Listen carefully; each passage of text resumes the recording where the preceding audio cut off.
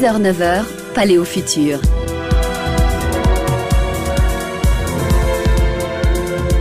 Antoine Drou, Laurent Haug.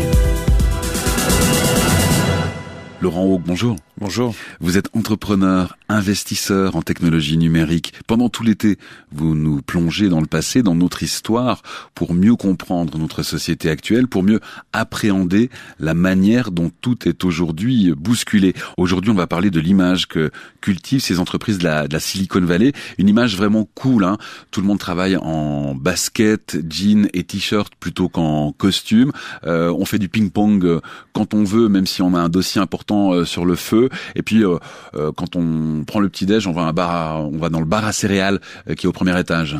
La Silicon Valley, c'est San Francisco, hein. C'est une région qui a 40 ans. On connaissait pas pour sa technologie, mais pour sa contre-culture, la culture hippie, Summer of Love, etc. Et on retrouve un peu cet ADN aujourd'hui dans les boîtes de tech. Donc oui, on a des milliardaires qui se promènent avec des sweats à capuche ou sur des trottinettes. Et en fait, c'était un peu les sales gamins d'hier, hein, qui attaquaient ces grands monopoles du Dow Jones, du SMI, du CAC 40. Et ce qu'on ne voit pas trop aujourd'hui, il faut vraiment qu'on remette un peu à jour notre regard sur ces entreprises, parce que finalement, ces révolutionnaires d'hier sont devenus l'establishment d'aujourd'hui. Les jeunes diplômés aux dents longues ne veulent plus aller travailler dans les Big Five à l'époque de l'audit. Ils veulent aller manger des salades de quinoa sous le soleil de Palo Alto. Oui, c'est vrai qu'il y a ce côté employeur trophée, ça en jette sur un CV. Il y a tous les avantages aussi dont bénéficient les employés, nourriture gratuite, pressing gratuit, massage au bureau. En fait, ces entreprises, Google n'a rien inventé. Elles n'ont rien inventé. Un exemple récent, c'est Patagonia, une entreprise fondée par le génial Yvon Chouinard, qui, depuis 45 ans, offre à ses employés une cafétéria avec de la nourriture équilibrée, une crèche pour les enfants des employés, un temps de travail à la demande. La règle des employés du siège étant que s'il y a des vagues et on peut voir la mer du bureau, on a tout simplement le droit d'aller surfer. Autre exemple d'innovation organisationnelle qu'on a attribuée à Google, c'est cette fameuse règle des 20%. Oui, la règle des 20% qui veut que chaque employé a droit à un jour pour développer un projet personnel sans rendre aucun compte à ses supérieurs. Et il y a une société très innovante dont on parle très peu, qui est 3M, les inventeurs du post-it, qui a instauré une règle similaire, 15% de temps libre pour ses ingénieurs, et c'était en 1948. Donc le nouveau monde est devenu comme l'ancien. Voilà, et c'est étonnant qu'on appelle encore ça les nouvelles technologies, ça fait quand même 20 ans, mais il y a clairement un cycle qui se termine et un autre qui commence. Les startups d'hier sont devenues les plus grosses capitalisations boursières du monde aux États-Unis, et donc ça a beaucoup tourné.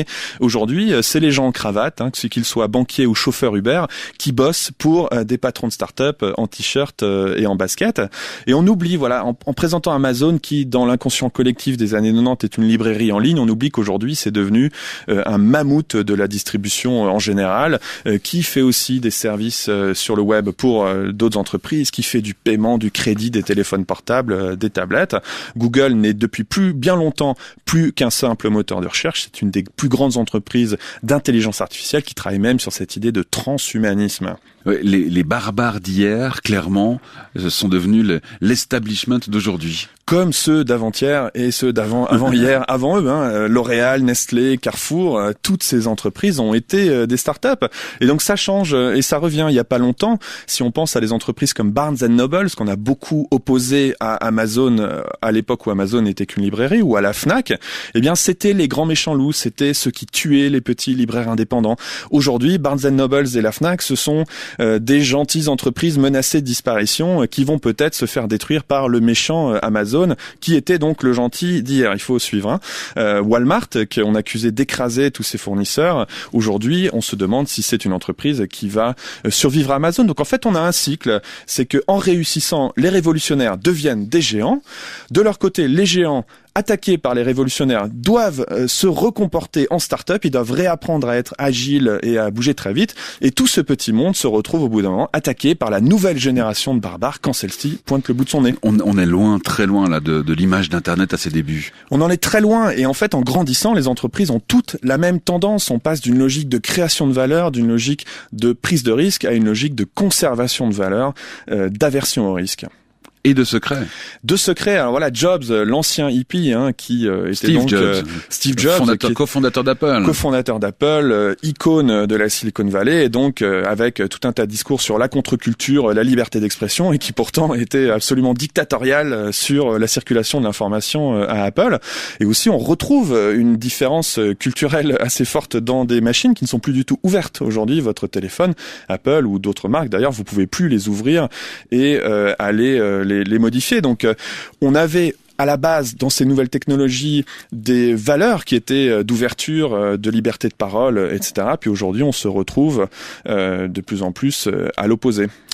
Internet, c'est donc le réseau de transport de l'information, au-dessus duquel on construit d'autres services comme les App Store, Skype, à ne pas confondre avec l'autre grande invention du XXe siècle, le World Wide Web. Le World Wide Web, inventé par Tim Berners-Lee en 1989 au CERN, et Internet, inventé par Vinton Cerf et d'autres inventeurs dans les années 70 aux États-Unis. Donc deux technologies différentes.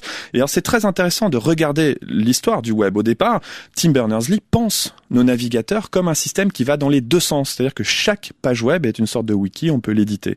Sauf que manque de temps, les premiers navigateurs qui sortent ne permettent qu'une seule direction, c'est-à-dire quelqu'un qui écrit un contenu, qui l'envoie vers des gens qui, entre guillemets, le consomment. Donc c'est la première fois qu'il y a une sorte de restriction qui se met en place. Et d'un média participatif, on a originellement été vers un média unidirectionnel. Et donc aujourd'hui, ce qu'on voit, c'est que on a pensé Internet, le web, etc. comme un système qui était ouvert, décentralisé, égalitaire, et petit à petit, ça devient de plus en plus fermé, ça devient de plus en plus contrôlé par quelques géants publics et privés. Comme les barbares sont devenus l'establishment, l'utopie a viré au cauchemar. On n'a rien sans rien aussi. On voudrait avoir des services gratuits, on voudrait des médias de qualité sans les payer, par exemple, ce qui est quelque part impossible.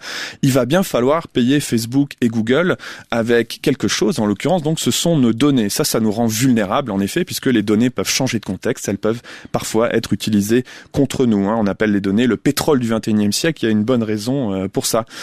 Mais en fait, les entreprises technologiques ne font que répéter un cycle qui est immuable. C'est que dans tous les domaines, à chaque fois qu'il y a une innovation, il y a des années folles, il y a des petites structures qui partent à l'assaut d'énormes forteresses au pied d'argile pour certaines, et puis petit à petit, ces frêles hors-bord se transforment en porte-containers géants, et donc leur défi va devenir de rester aussi agile et motivé que ces sociétés ont pu l'être par le passé. Oui, forcément, c'est pas évident d'être aussi agile quand on est un porte-container que quand on est un petit hors-bord rapide. On a bien compris votre comparaison. En fait, ce qu'on entend là, c'est de l'évolution normale, c'est Darwin. C'est Darwin, voilà. Survival of the fittest, la loi du plus fort. Sauf que ce qui est très important et que peut-être on comprend mal, c'est que selon Darwin, la force ne se définit pas par la taille ou par la masse musculaire, elle se définit par la capacité à s'adapter. Les lois de la nature sont en train de rattraper Facebook, Google et Twitter.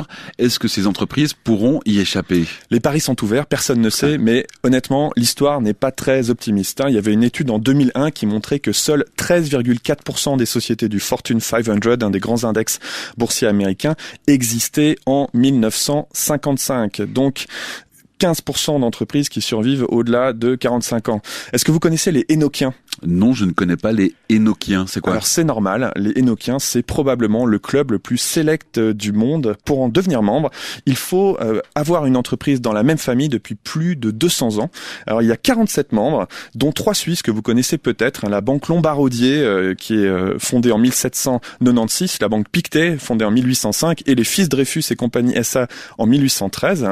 Et donc il y a apparemment, selon ces Enochiens, 47 sociétés familiales qui ont plus de 200 ans. Au monde. Au monde, exactement. Et alors le plus vieux membre, très intéressant, c'est un guest house japonais fondé en 717. Et donc sur le site web des Enochiens, on raconte l'histoire que le dieu du mont Hakusan est apparu au fondateur de ce guest house en lui demandant de dégager une source qui avait des pouvoirs magiques. Et donc on peut s'inquiéter pour les sociétés mortelles soutenues par des actionnaires et des investisseurs, mais peut-être que quand on est soutenu directement par Dieu, on peut espérer une certaine vie éternelle. Alléluia.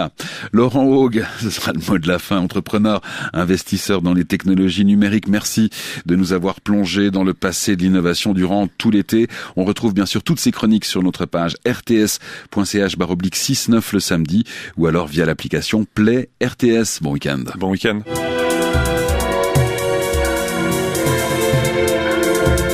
Palais au futur sur la première.